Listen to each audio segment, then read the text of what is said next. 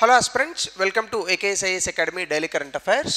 So ninna మనం ఒక question ఇచ్చాం. It's a very easy question. In which of the following groups all four country members of G20 Argentina, Mexico, South Africa, Turkey. So a very factual question, but కొంత ఇబ్బంది పడతారు. But if you can see ఇందులో కొన్ని ఎలిమినేషన్కి possibilities ఉంటాయి.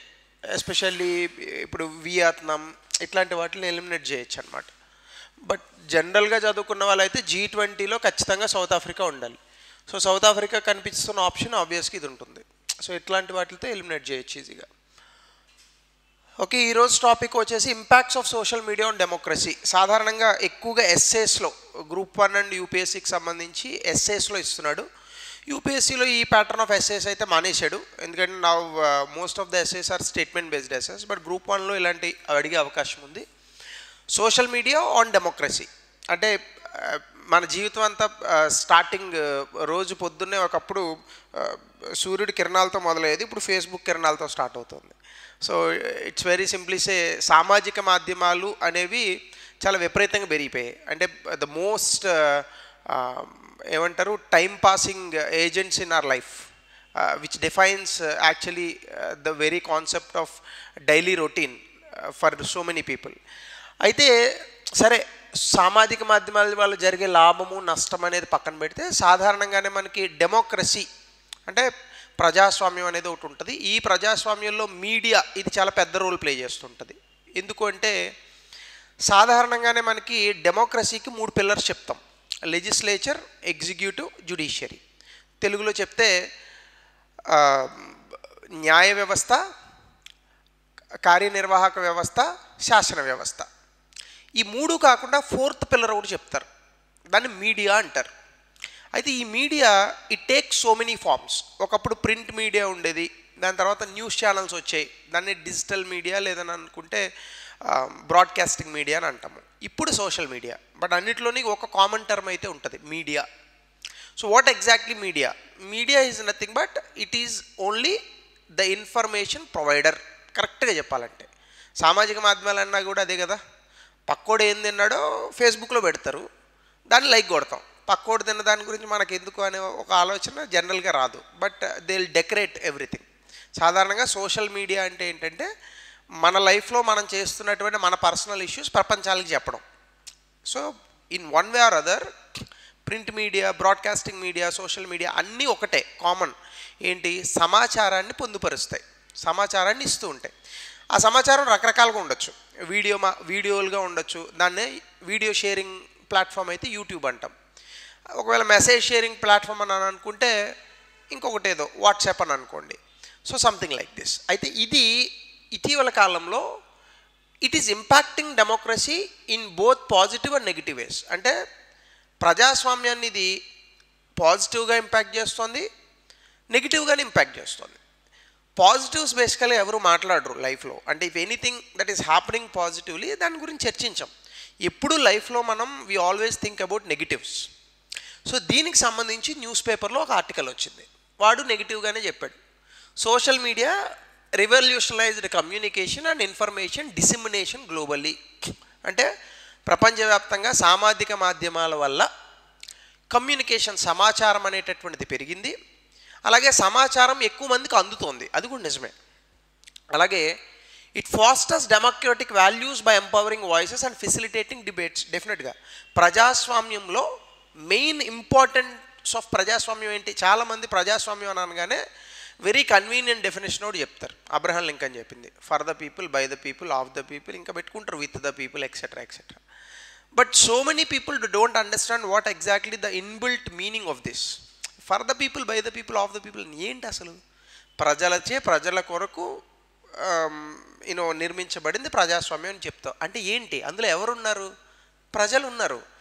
So ఈ మూడిటిలోని for the people, by the people, of the పీపుల్లో ఉన్న ఒక కామన్ పాయింట్ ఏంటంటే పీపుల్స్ పార్టిసిపేషన్, ప్రజల భాగస్వామ్యము. ఎలా వస్తుంది ప్రజల భాగస్వామ్యం చెప్పండి? 140 కోట్ల మంది ఉన్న దేశం మనది. ఈ 140 కోట్ల మంది భాగస్వామ్యం 5 ఏళ్ళకి ఒకసారే కదా వచ్చేది ఓటేసినప్పుడు. అంటే 5 ఏళ్ళ తర్వాత ఇంక ప్రజల భాగస్వామ్యం అవసరం లేదా? ప్రభుత్వం చేసే ప్రతి పనిలోని ప్రజా భాగస్వామ్యం ఉండాలి కదా. ఈ మధ్యకాలంలో సోషల్ మీడియా దాన్ని తీసుకొస్తుంది. అంటే ప్రజల భాగస్వామ్యాన్ని డైరెక్ట్గా కావచ్చు, ఇండైరెక్ట్గా కావచ్చు, చాలా సందర్భాలలో ప్రభుత్వం తాలూకా పాలసీస్ని ఇన్ఫ్లుయెన్స్ చేసే స్థాయికి సోషల్ మీడియా ఎదిగింది. అంటే సో మెనీ ఆస్పెక్ట్స్ మీరు తీసుకుంటే ప్రభుత్వం చేస్తున్నటువంటి చట్టాలు కానీ, విధానాలు కానీ, ఇంకా ఇతరత్ర అంశాలు కానీ, ఇవన్నీ సోషల్ మీడియాని ఆధారంగా చేసుకునే వస్తున్నాయి. If a politician speaks in a wrong way, అంటే ఒక పొలిటీషియన్ తప్పుగా మాట్లాడితే దాన్ని కూడా మనము సోషల్ మీడియాలోనే జడ్జ్ చేస్తున్నాం. సో కాబట్టి ఒక రకంగా డెమోక్రటిక్ వాల్యూస్ అంటే ప్రజాస్వామ్య విలువలు అనేటటువంటి వాటిని ప్రజలకి అందజేసి సోషల్ మీడియా ప్రజల్ని ఎంపవర్ చేస్తుంది. ట్రూ. అయితే దీంతో పాటు కొన్ని సవాళ్ళు కూడా ఉన్నాయి. ఎందుకంటే ఎందుకు పనికిరానటువంటి విషయాలు, biggest thing which I feel which everybody believes, ఇది ఒకటి సోషల్ మీడియాలో వస్తుంది. ఏంటంటే ఒకరితో మరొకరిని, ఒక్క విషయంతో మరొక విషయాన్ని కంపేర్ చేయడం. అసలు నాకు అర్థం కాని విషయం, హిందూయిజం, ఇస్లాం, క్రిస్టియానిటీ, ఆ మూడింటికి కంపారిజనే లేదు అసలు. అది మూడు వేరు వేరు ప్రాంతాల్లో వచ్చినటువంటి మత సంబంధిత ఆచారాలు. ఇది మా మతం గొప్పదంటే, మా మతం గొప్పదంటే, మీ మదర్ గొప్పది అని మీరు, నా మదర్ గొప్పదని నేను దెబ్బలాడుకున్నట్టు ఉంటుంది. అది ఎప్పటికీ దగ్గర పంచాయతీ. సో కాబట్టి ఈ పర్టికులర్ ఇలాంటి కొన్ని ఛాలెంజెస్ వస్తున్నాయి సోషల్ మీడియాలో. రెచ్చగొట్టేటటువంటి వ్యాఖ్యలు, ఒకరి మీద ఒకళ్ళు హేట్ స్పీచ్ చేసుకోవడాలు, ఇది సోషల్ మీడియా వరకు ఉంటే బాగుండేది. కానీ ఇది డైలీ లైఫ్ని కూడా ప్రభావితం చేస్తుంది. దీనికి కొన్ని ఎగ్జాంపుల్స్ కూడా చూద్దాం. ముఖ్యంగా సోషల్ మీడియా అండ్ ఇట్స్ టైప్స్లో మనం చూసుకుంటే, సోషల్ మీడియా అనేటటువంటిది ఏంటి, ఒక ఇన్ఫర్మేషన్ కంటెంట్ని క్రియేట్ చేసి షేర్ చేసి ఇంటరాక్షన్కి పనికొస్తుంది. అంటే మనం ఏదైనా ఒక ఇన్ఫర్మేషన్ని సృష్టించవచ్చు, దాన్ని వేరే వాళ్ళతో పంచుకోవచ్చు. ఇందులో సోషల్ నెట్వర్క్స్ అని ఉంటాయి. సోషల్ నెట్వర్క్స్ అంటే ఏంటి, ఫేస్బుక్, లింక్డ్ఇన్ వాటిని సోషల్ నెట్వర్క్స్ అంటారు. మైక్రో బ్లాగింగ్ సైట్స్ అని ఉంటాయి.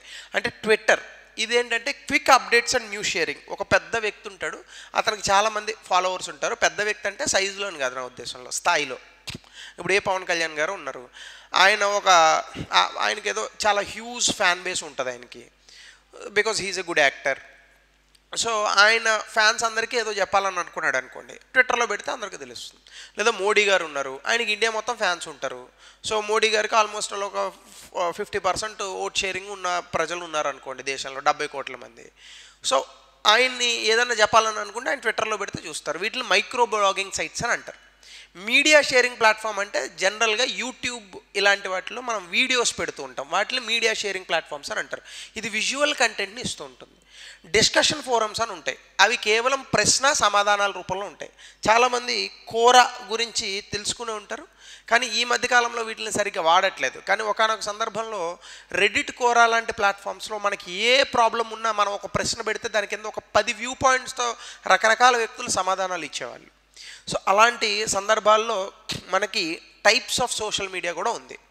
అయితే మనం ఇంకొంచెం లోపలికి వెళ్తే ఈ మధ్యకాలంలో డెమోక్రసీ అంటే ప్రజాస్వామ్యాన్ని ప్రభావితం చేసేటటువంటి కొన్ని ఉదాహరణలు మనం చూస్తే కనుక, యుఎస్ ఎలక్షన్స్లో ఈ మధ్యకాలంలో, గతంలో కూడా ఎక్స్ అంటే ద ఫార్మర్ ట్విట్టర్, అలాగే ఫేస్బుక్, ఈ రెండు కూడా పొలిటికల్ క్యాంపెయిన్స్ ఇవ్వడంలో కొన్ని సందర్భాల్లో మిస్ఇన్ఫర్మేషన్ అంటే తప్పుడు సమాచారాన్ని ప్రజల్లోకి తీసుకెళ్లడంలో కూడా చాలా పెద్ద రోల్ ప్లే చేశాయి. బేసికల్గా యుఎస్ హిస్టరీలో ఇంపీచ్మెంట్ ఆఫ్ ప్రెసిడెంట్ అని ఒకటి ఉంటుంది. అంటే ప్రెసిడెంట్ని తమ యొక్క అధికారాలు, విధుల నుంచి తొలగించవచ్చు. ఇది 3 ప్రెసిడెంట్స్కి జరిగింది. ఒకప్పుడు రిచర్డ్ నిక్సన్ మీద పడింది, ఆయన అప్పుడు ఇది చేశాడు, వాటర్ గేట్ క్రైసిస్ అని ఒకటి ఉంటుంది. సో దాని కారణంగా రిచర్డ్ నిక్సన్ మీద పడితే ఆయన రిజైన్ చేస్తాడు. తర్వాత సందర్భంలో 1998, if I'm not wrong, bill Clinton కూడా ఇంపీచ్ చేశారు. కానీ ఈ మధ్యకాలంలో ట్విట్టర్, ఫేస్బుక్ల కారణంగా అధికంగా పొలిటికల్ క్యాంపెయిన్ జరిగి యుఎస్ఏలో ఒక ప్రెసిడెంట్ని 2 సార్లు ఇంపీచ్ చేశారు. 2019, 2021. ట్రంప్ రెండోసారి ఎన్నికైనాడు కూడా ఆయన. మొదటిసారి ఆయన ఎన్నికైనప్పుడు ఆయన 2 సార్లు ఇంపీచ్ చేశారు. ఇందులో ట్విట్టర్ అండ్ ఫేస్బుక్ చాలా రోల్ ప్లే చేశాయి. ఎంత రోల్ ప్లే చేశాయంటే, జనాలను మొత్తం గ్యాదర్ చేసి క్యాపిటల్ బిల్డింగ్ అని ఉంటుంది. అంటే ఇప్పుడు మనకి ఎట్లా పార్లమెంట్ ఉందో అట్లా అనుకోండి మీరు, ఆ బిల్డింగ్ మీద అటాక్ చేశారు. ఎవరు? అమెరికా ప్రజలే. సో అట్లాంటి one of the most sophisticated societies, one of the most secure countries in the world, one of the most economically you know power house in the world, అలాంటి దేశంలోనే ట్విట్టర్, ఫేస్బుక్ లాంటివి వాళ్ళ రాజకీయ చరిత్రను, విధిని మార్చేటటువంటి స్థాయిలో ఉన్నాయి. ఇంకా మన దేశంలో చెప్పాల్సిన అవసరం లేదు. 2014లో మోడీ గారు గెలవడానికి ప్రధానమైనటువంటి కారణం ఏంటి? Social media. మనకి విపరీతంగా జరిగింది. మోడీ గారు ఫస్ట్ టైం ఎలక్షన్ గెలిచినటువంటి సందర్భంలో. అలాగే పాలస్తీనా కాన్ఫ్లిక్ట్. ఈ మధ్యకాలంలో ఈ పాలస్తీనా వాళ్ళు, ఇజ్రాయెల్ వాళ్ళు వీళ్ళు కొట్టుకుంటున్నారు. ఈ మధ్యకాలంలో జరిగినటువంటి బాంబు దాడుల్లో చిన్నపిల్లలు కూడా చనిపోయారు. ఇది ప్రపంచానికి తెలిసేలా చేసింది కూడా సోషల్ మీడియానే. Social media it brought real time updates about the situation. Even ఒకనొక సందర్భంలో ఒక స్కూల్లో ఏదో బాంబు పేలి 34 మందో 40 మందో చిన్నపిల్లలు చనిపోయారు. వాళ్ళకి ఏం తెలుస్తుంది పాపం? యుద్ధం అంటే ఏం తెలుసు వాళ్ళకి, ఇంకోటి అంటే ఏం తెలుసు. కానీ పొలిటికల్గా దేశాలు తీసుకున్నటువంటి, దేశాధినేతలు తీసుకున్నటువంటి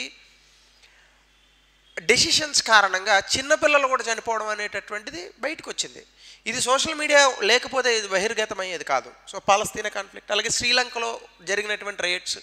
ఈ మధ్యకాలంలో శ్రీలంకలో ఒక ఇబ్బంది వచ్చింది. శ్రీలంక ప్రభుత్వం తీసుకున్న కొన్ని నిర్ణయాల వల్ల శ్రీలంకలో కరువు కాటకాలు సంభవించాయి. విపరీతమైనటువంటి ఆహారం దొరకపోవడం, ఫుడ్ షార్టేజెస్, అన్ఎంప్లాయ్మెంట్. ఈ కారణంగా ఏం చేశారంటే ప్రెసిడెంట్ రాజపక్ష బిల్డింగ్ మీద మొత్తం జనాలందరూ పడి ఆయన అక్కడి నుంచి పారిపోయాడు. వీళ్ళంతా బిల్డింగ్లోకి పోయినారు. పోయి అక్కడ ఉన్న పరుపులు మొత్తం అంతా గందరగోళం చేసేసి అక్కడ ఉన్న మందు దాగి పడుకొని బయటకు వచ్చినారు. ఇంతమంది కలిసి ఆర్గనైజ్డ్గా ప్రభుత్వం మీద ఎదురు తిరగడానికి గల ప్రధాన కారణం ఫేస్బుక్లో వీళ్ళందరూ మాట్లాడుకున్నారు. ఫేస్బుక్లో కొన్ని లక్షల మంది ఈరోజు మనం ప్రెసిడెంట్ రాజపక్ష బిల్డింగ్ని నాశనం చేస్తున్నాము లేదా దాన్ని ముట్టడిస్తున్నాము వచ్చేసేయండి అని మెసేజ్లు పెట్టారు. గవర్నమెంట్ అది చూసుకోలేదు, రెస్ట్రిక్ట్ చేయలేదు. సో ఎప్పుడైతే జరిగిందో శ్రీలంకన్ ప్రభుత్వం మీదే ప్రజలు తిరగబడేటటువంటి పరిస్థితి వచ్చింది. అలాగే ఇండియాలో జరిగినటువంటి అనేక ప్రొటెస్ట్, ముఖ్యంగా సోషల్ మీడియా యాంప్లిఫైడ్ ప్రొటెస్ట్ ఉన్నాయి. లైక్ ముఖ్యంగా మనం చూసుకుంటే రైతులకు సంబంధించినటువంటి ప్రొటెస్టులు కానీ, అలాగే ప్రభుత్వం మీద ఎక్కడ దాకా ఎందుకు తెలంగాణలోనే తీసుకోండి, హైడ్రా అనే ఒక సంస్థ కూల్చివేతల మీద విపరీతమైనటువంటి ప్రొటెస్టులు జరిగాయి. ఆంధ్రప్రదేశ్లో తీసుకోండి, జగన్మోహన్ రెడ్డి గారు, చంద్రబాబు నాయుడు గారు క్యాంపెయినింగ్కి సంబంధించి 2024 చాలా విపరీతమైన సోషల్ మీడియాను వాడారు. అంటే ప్రభుత్వాలని కూలదోసేటటువంటి స్థాయిలో సోషల్ మీడియాలు ఉన్నాయి. సోషల్ మీడియాలో ఏది మాట్లాడినా సెన్సేషనే. మీరు బూతులు మాట్లాడినా కూడా గొప్ప సెన్సేషన్. ఇప్పుడు అదే మీరు రామాయణం చెప్పండి, ఏం రావు వ్యూస్. అదే మీరు గాంధీ మీదో లేదా ఇప్పుడున్న పొలిటీషియన్స్ మీద బూతులు పెట్టండి, పెట్టారు, మళ్ళీ నేను చెప్పినానని నా మీద పడతారు. సో ఇది కూడా ఒక సెన్సేషనే. So these are all the best examples for social media. So దీనికి సంబంధించి అన్ని నెగిటివ్గా చెప్తున్నాం, పాజిటివ్స్ ఏం లేవా అంటే ఎందుకులో బ్రహ్మాండంగా ఉన్నాయి. Political participation. ఒకానొక సందర్భంలో రాజ్యాంగం గురించి కానీ, హక్కుల గురించి కానీ, చట్టాల గురించి కానీ, ప్రభుత్వ విధానాల గురించి కానీ ప్రజలకి చాలా వరకు తెలియదు. ఎందుకంటే భారతదేశంలో అక్షరాస్యుల సంఖ్య చాలా తక్కువ. అక్షరాస్యత ఉన్న India might be literate, but Indians are not educated. As far as the details that we have in our hand right now also, the educated people in India, they're less obviously. కానీ ఈ social media కారణంగా డెఫినెట్గా political participation, ప్రజల యొక్క భాగస్వామ్యం విపరీతంగా పెరుగుతుంది. అందరూ ఓటేయాలి, లంచం అనేది ఉండకూడదు, ప్రభుత్వ అధికారులతో ఎలా నడుచుకోవాలి, ఈ విషయాలన్నీ తెలుస్తున్నాయి. అలాగే గ్లోబల్ కనెక్టివిటీ, ప్రపంచంలో ఉన్నటువంటి అనేక అంశాలు. ఈరోజు చూడండి, నార్త్ కొరియాలో ఎంత ఉంటాడు బొగ్గలు వేసుకొని, కిమ్ జాన్ యున్, వాడి గురించి కూడా పల్లెటూరులో అందరికీ తెలుసు. అంటే పల్లెటూరులు నువ్వు కించపరుస్తున్నావు అనేది అనకండి, అది నా ఉద్దేశం కాదు. ఒకనొక సందర్భంలో టీవీ ఛానల్స్, పేపర్లు ఇవి కూడా పల్లెటూరులకు వెళ్ళడానికి ఇబ్బంది పడేవి కదా. కానీ ఇప్పుడున్నటువంటి సందర్భంలో if you open YouTube you will know everything. So అలాగే యాంప్లిఫికేషన్ ఆఫ్ మార్జినలైజ్డ్ వాయిస్. ఒకనొక సమయంలో అల్పసంఖ్యాక వర్గం అని ఉంటారు, సాధారణంగా అన్ని సమాజాల్లోనూ ఉంటాయి. సో అది మీరు ఎలా అయినా తీసుకోండి, ఎస్సీ ఎస్టీ అని అనుకోండి, ఉమెన్ అని అనుకోండి, లేదా ఇంకొక సెక్షన్ ఆఫ్ పీపుల్ అని అనుకోండి. ఒకప్పుడు వీళ్ళ తాలూకా ప్రాబ్లమ్స్ని ఎవరు పట్టించుకునేవాళ్ళు కాదు. ద బెస్ట్ ఎగ్జాంపుల్ యూ కంటే ఎల్జీబీటీ కమ్యూనిటీ. మనకి జనరల్గా బయట థర్డ్ జెండర్ ఉంటారు. సో వీళ్ళ తాలూకా కన్సర్న్స్ ఎప్పుడు భారతదేశంలో ఎవరు పట్టించుకోలేదు. కానీ ఈ మధ్యకాలంలో ఎల్జీబీటీ కమ్యూనిటీ గురించి సుప్రీంకోర్టులో కూడా కేసులు వస్తున్నాయి. అంటే it's all because of social media. Social మీడియాలో కొంతమంది ఎల్జీబీటీ కమ్యూనిటీస్ వాళ్ళు బయటికి రావడము, వాళ్ళ తాలూకా ప్రాబ్లమ్స్ని ఓపెన్గా చెప్పడము. So these are all the things. ఎందుకంటే anything you see in the world it is very much decorative. For example మనకి సినీ ఇండస్ట్రీ ఉంది. సినిమా ఇండస్ట్రీ అంత పర్ఫెక్ట్గా ఉంటుందా? ఫ్రంట్ ఎండ్ ఎంత డెకరేటివ్గా ఉంటుంది. చిరంజీవి గారిని చూస్తాం, బాలకృష్ణ గారిని చూస్తాం, రజనీకాంత్ గారిని చూస్తాం, కానీ లోపలికి పోతే తెలుస్తుంది ఏం ప్రాబ్లమ్స్ ఉన్నాయనేది. So most of the women what kind of problems that they face, casting couch, ఇలాంటి అనేక అంశాలు ఉంటాయి. సో ఆ మార్జినలైజ్డ్ సెక్షన్స్ తాలూకా వాయిస్ అనేది బయటకు వస్తుంది. అలాగే ట్రాన్స్పరెన్సీ అండ్ అకౌంటబిలిటీ, ఈవెన్ ప్రభుత్వం చేసేటటువంటి పనులు కూడా సోషల్ మీడియాలోనే తెలుస్తున్నాయి. ఎన్ని స్టింగ్ ఆపరేషన్స్ జరగలేదు, ఎన్ని పాలిటీషియన్స్ లోపలికి పోలేదు. సో ఇవన్నీ పాజిటివ్ ఇంపాక్ట్స్. కానీ నెగిటివ్ ఇంపాక్ట్స్ కూడా ఉన్నాయి. అదేంటి? మిస్ఇన్ఫర్మేషన్ని ఇస్తున్నారు. కోవిడ్-19 సందర్భంలో అనేక సందర్భాలు వచ్చాయి. ఈవెన్ నేనే నా స్వయానుభవం కూడా ఉంది. పేర్లు చెప్పను, వివరాలు చెప్పను.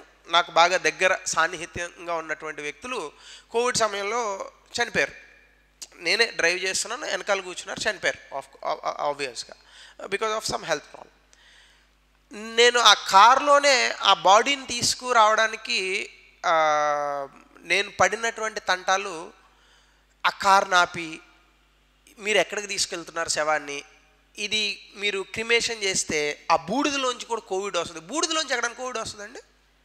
అసలు ఏమైనా బుర్ర ఉందా దానికి? సో ఇలా అనేక ప్రశ్నలతో ఇబ్బంది పడినటువంటి సందర్భాలు. వైద్యం దొరక్క కొంతమంది చనిపోయారు. ఎక్కడ దాకా ఎందుకు? మిస్ఇన్ఫర్మేషన్కి సంబంధించి మహారాష్ట్రలో ఒక సాఫ్ట్వేర్ ఇంజనీర్ పాపం అస్సాంకి వెళ్ళినాడు. దేనికి? సైట్ సీయింగ్కి.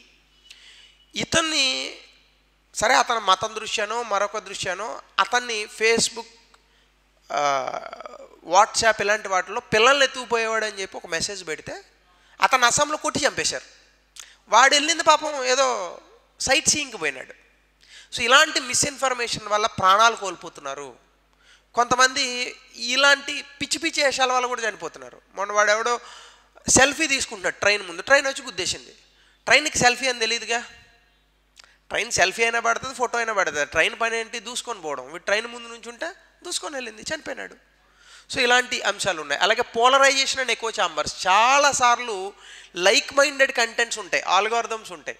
అవి ఒక కంటెంట్ ఏది ఉంటే ఆ కంటెంట్నే ప్రమోట్ చేస్తాయి, మంచి కంటెంట్లు ప్రమోట్ చేయవు. నేను బాగా బాధపడిన విషయం సోషల్ మీడియాలో, రఘురామ్ రాజన్ అని ఇండియన్ ఆర్బీఐకి ఆయన హెడ్గా చేశాడు, గవర్నర్గా.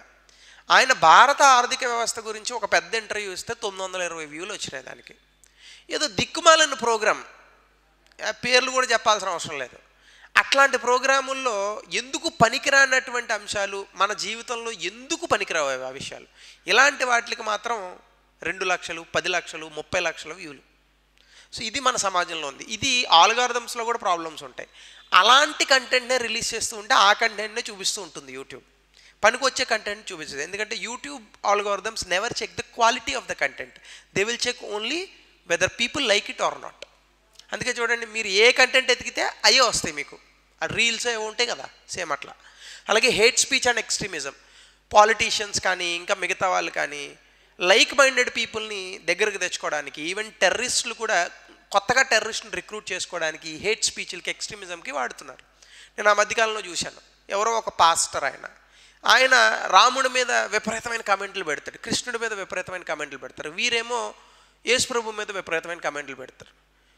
మీరు ఆ డ్రైనేజ్ లాంటి నోరులు వేసుకొని రాముడిని తిడితేనో లేదా జీసస్ని తిడితేనో వాళ్ళ పవిత్రత తగ్గుతుందా? బుర్ర ఉండాలి కొంచెం. ఆయన సోషల్ మీడియా వల్లనే జరుగుతున్నాయి ఇవన్నీ. సో సోషల్ మీడియా ఖచ్చితంగా we should have a control. ఖచ్చితంగా సోషల్ మీడియా పైన ఆంక్షలు ఉండాలి.